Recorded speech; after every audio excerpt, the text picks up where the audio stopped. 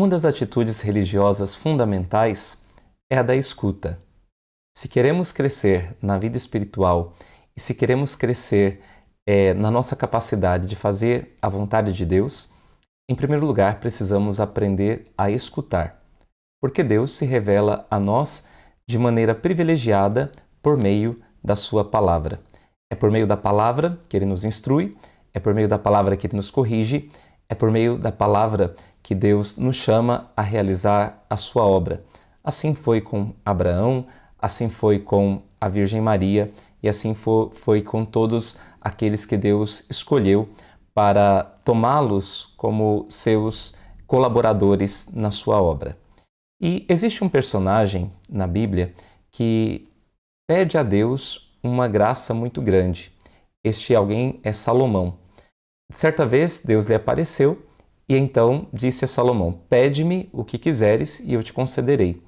Salomão então ele pede uma graça muito grande. Normalmente as pessoas dizem que o que Salomão pediu foi sabedoria, mas literalmente o que Salomão pediu em hebraico é um lev shomea. Lev é coração e shomea é capacidade de escutar. Então um coração que seja capaz de escutar. Foi isso que Salomão pediu a Deus. Por quê? Na escuta, na capacidade de escuta, está o início da sabedoria, que é escutando bem que se discerne bem.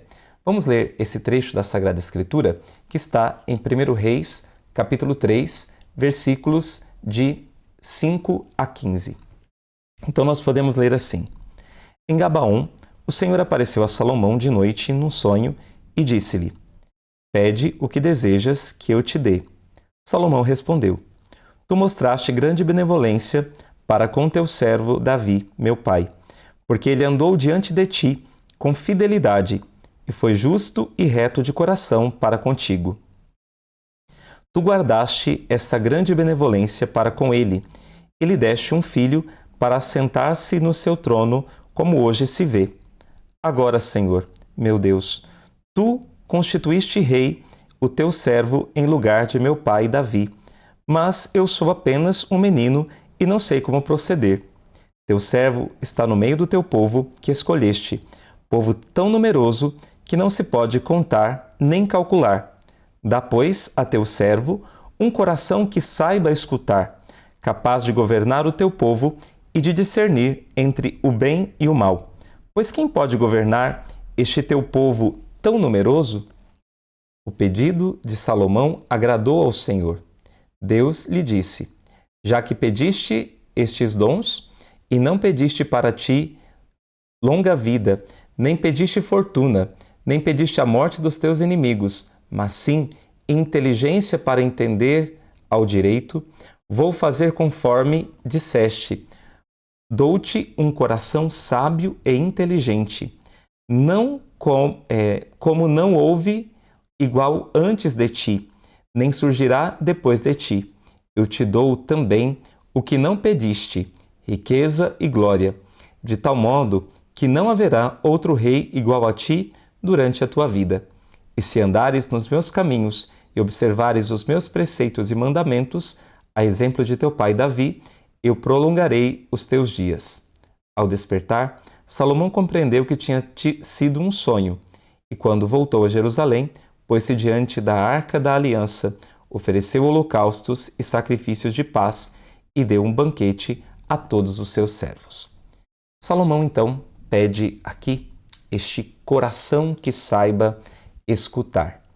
Porque aqui, então, está o início de toda a sabedoria, a arte de escutar, para que nós tenhamos uma capacidade de discernir entre o bem e o mal. Esta é, segundo a ciência bíblica, a suprema sabedoria.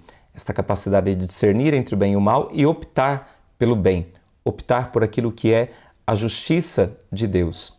No livro do profeta Isaías, capítulo 5, versículo 20, Deus critica aqueles que fazem o mal passar por bem e o bem passar por mal, que não sabem discernir e que ainda confundem os outros com a sua confusão também. Então, o autor Deus nos diz aqui, então, por meio de Isaías: ai dos que dizem que o mal é bem e que o bem é mal, os que transformam as trevas em luz e a luz em trevas, os que põem o doce no lugar do amargo e o amargo no lugar do doce. Ai dos que são sábios aos seus próprios olhos e diante de si mesmos inteligentes. Então, esta capacidade de escutar, nós devemos pedi-la a Deus. E também devemos pedir a Deus a sabedoria que vem dela. Porque se nós pedirmos isso e buscarmos a isso em primeiro lugar, Deus nos acrescentará todas as coisas. E, de fato, nós teremos a ciência necessária para viver. É o que acontece com Salomão. Ele pede aquilo que agrada ao Senhor e com aquilo que agrada a Deus, Deus lhe dá também riqueza, glória, lhe dá poder, lhe dá autoridade. Isso agradou ao Senhor e aquilo que Deus deu, o dom de Deus, foi muito superior àquilo que o próprio Salomão havia pedido. Então nós podemos ver cumpridas aí nas palavras do Senhor e naquilo que ele deu a Salomão, as próprias palavras de Jesus no Evangelho, a medida boa, recalcada e transbordante. Deus concedeu então em esses dons a Salomão e quer conceder a nós também, quando nós pedimos esta graça de escutá-lo, essa graça de ouvi-lo e de correspondermos à sua vontade, ele nos dá todas as coisas também em acréscimo, como Jesus nos lembra no Evangelho. Buscai em primeiro lugar o reino de Deus e a sua justiça, e todas as outras coisas vos serão dadas por acréscimos. De fato, a sabedoria de que precisamos para guiar a nossa vida, ela nos é dada por Deus, conforme nos diz também o livro dos Provérbios, capítulo 2, versículos de 6 a 10. Porque é o Senhor quem dá a sabedoria, e de sua boca procedem conhecimento e prudência. Ele reserva a habilidade aos retos, e será um escudo para os que caminham na integridade.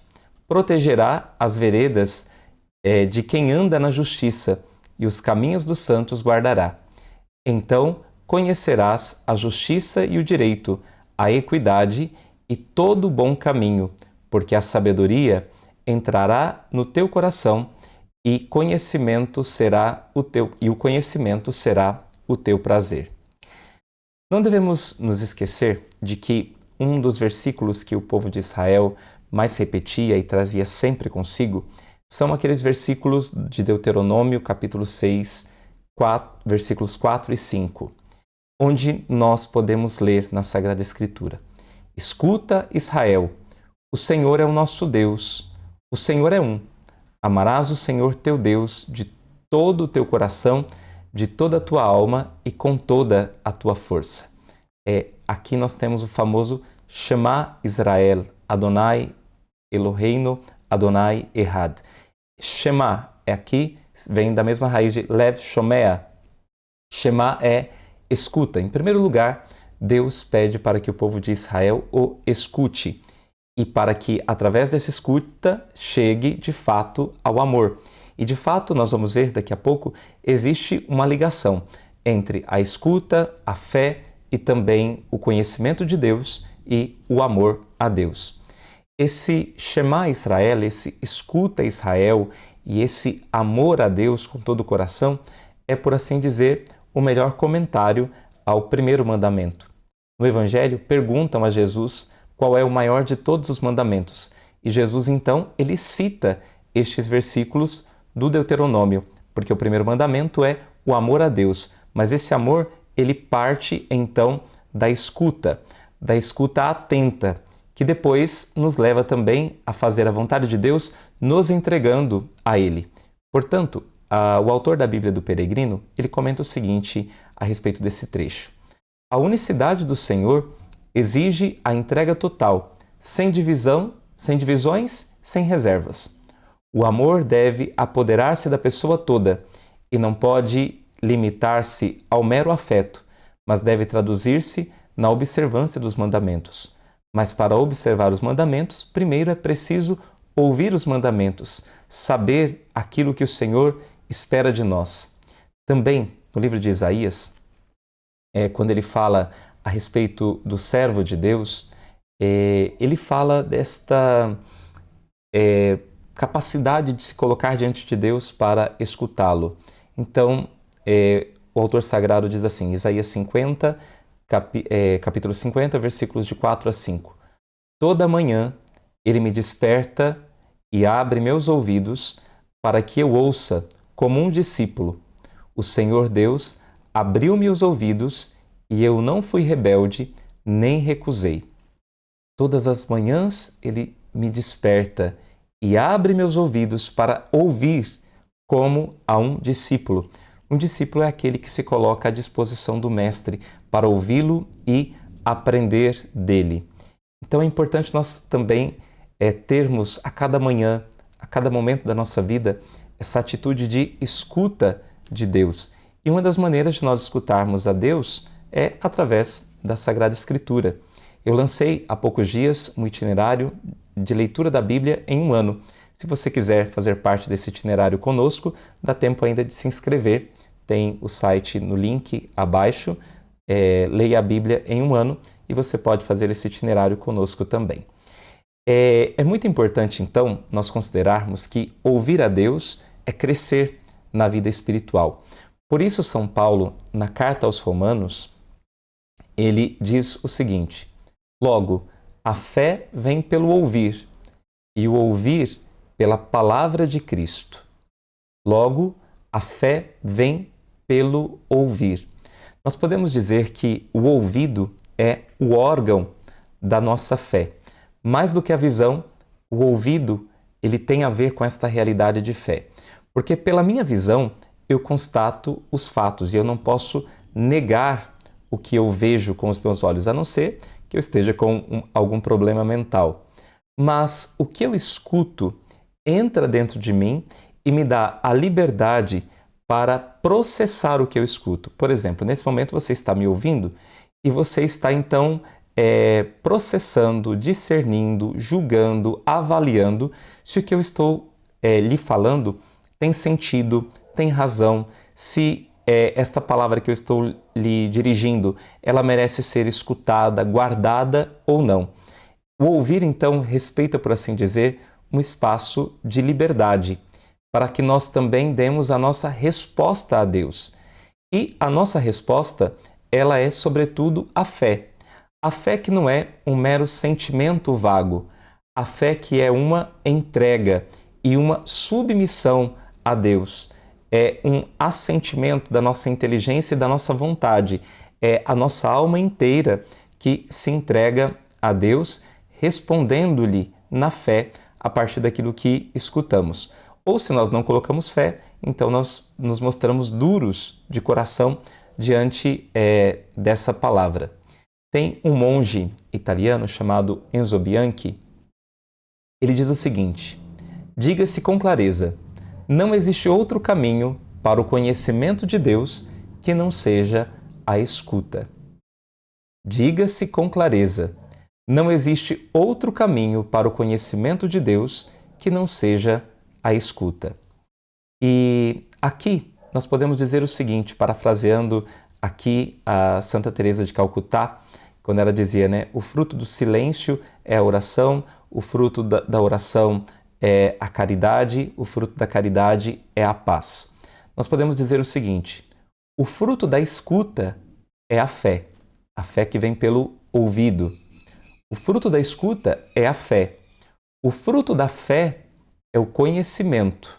Quanto mais então nós temos fé, mais nós vamos conhecendo a Deus, penetrando nos seus mistérios, e Ele vai se mostrando também a nós.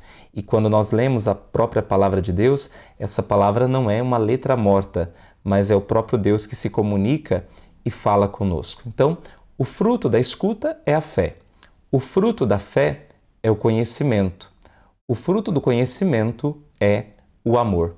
Como nós dizemos aquele clichê, Ninguém ama o que não conhece. Então, do conhecimento brota o amor. Mas também do amor brota um conhecimento maior, porque eu só chego a conhecer plenamente aquilo que eu amo profundamente. Então, o amor, o conhecimento gera amor e o amor gera conhecimento.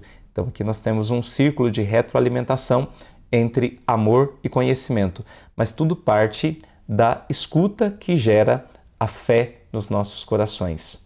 A fé vem pelo ouvir a palavra de Deus. E é por isso que Jesus também se manifesta a nós como palavra de Deus.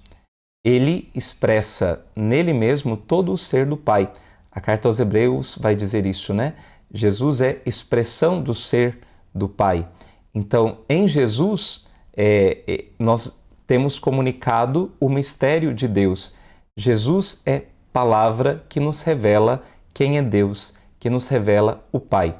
Por isso, São João começa o seu evangelho com aquele famoso prólogo, famoso e belo prólogo, quando ele nos diz, né? Vou pegar aqui para que nós possamos ler na íntegra este prólogo de São João. No princípio era a palavra, e a palavra estava com Deus, e a palavra era Deus. Ela estava no princípio com Deus. Tudo foi feito por meio dela, e sem ela nada foi feito de tudo o que foi feito. Nela havia vida, e a vida era a luz dos homens. Depois, no versículo 14, São João vai nos dizer aquele verso sublime: e o Verbo divino se fez carne, e a palavra se fez carne e habitou entre nós. A palavra se fez carne e veio morar entre nós, e nós contemplamos a sua glória, glória do Filho unigênito do Pai, cheio de graça e de verdade. E depois, no versículo 18, São João vai nos dizer também que Cristo revela o Pai para nós, quando ele nos diz: a Deus ninguém jamais viu. O Filho unigênito, que estava no seio do Pai, foi quem o revelou. Esse Filho unigênito que estava na intimidade do Pai. E aqui a expressão, a imagem que São João usa, o Filho que estava reclinado no peito do Pai, que estava na intimidade do Pai, que é o que o próprio apóstolo, o próprio discípulo amado vai fazer na última ceia. Ele estava reclinado no peito de Jesus, quando Jesus diz então, dá o seu testamento na última ceia.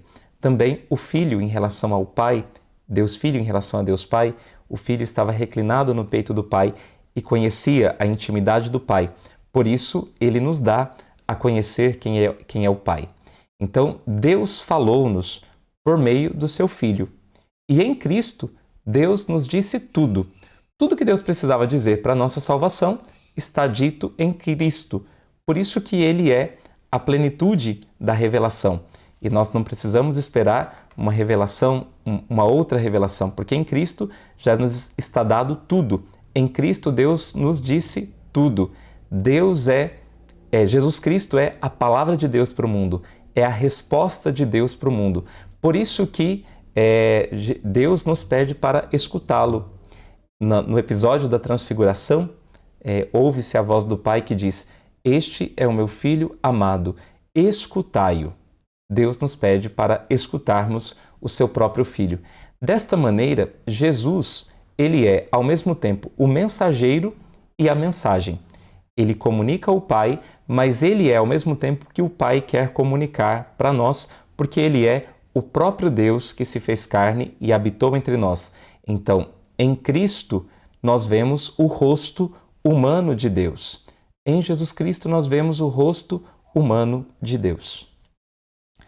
E também, Jesus, nos Evangelhos, muitas vezes ele insistia para que nós o escutássemos as suas palavras. Muitas vezes, Jesus diz: quem tem ouvidos para ouvir, ouça. Isso se dá especialmente quando Jesus termina de proferir, por exemplo, aqui, a parábola do semeador. E depois, então, ele diz: quem tem ouvidos para ouvir, ouça. E essa parábola do semeador, ela é, por assim dizer, um resumo de tudo que eu estou falando aqui também nesse momento. Porque nesta parábola, Jesus nos fala da necessidade que temos de ouvir e acolher a palavra que ele semeia em nós. O semeador saiu para semear sua semente. Parte da semente caiu à beira do caminho, parte da semente caiu entre o pedregulho, parte da semente caiu entre os espinhos e parte da semente caiu em terra boa. Esses diferentes tipos de solo são os diferentes tipos de coração que acolhem ou não a palavra de Deus, ou que permitem que esta palavra de Deus também muitas vezes seja roubada. E é muito interessante porque depois que Jesus conta esta parábola, os discípulos pedem para que ele explique a parábola. E Jesus diz assim: Jesus então perguntou-lhes: Não compreendeis esta parábola? Como compreendereis todas as parábolas? Então Jesus está dizendo, olha, se a gente não compreender isso, nós não compreenderemos nada mais. Esta parábola é a parábola base. Esta parábola é a parábola fundamental. E esta parábola, ela nos ensina, sobretudo, a capacidade de acolher a palavra de Deus num coração bom, que seja terra boa. Então, termos os ouvidos atentos para acolher esta palavra. Se nós não formos capazes de acolher esta palavra, de guardar esta palavra, de introjetar esta palavra, de meditar nesta palavra e de obedecer a esta palavra, a nossa vida espiritual não avança. É preciso, então, começar pela escuta. É preciso, então, ser capaz de acolher a palavra de Deus como a terra boa acolhe a semente. Se não fizermos isso, não haverá crescimento na nossa vida espiritual. E então Jesus também coloca como, não só como o começo da vida espiritual, o escutar, como também o critério para toda a vida espiritual, para que Deus habite em nós, para que Deus viva em nós, essa capacidade de acolher e guardar a sua palavra.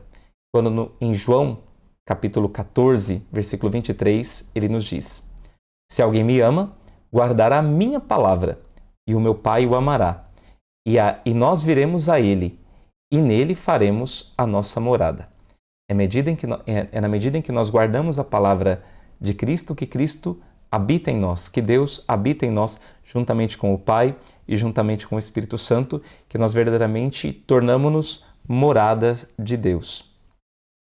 E ouvir a palavra é sinônimo aqui de obedecer.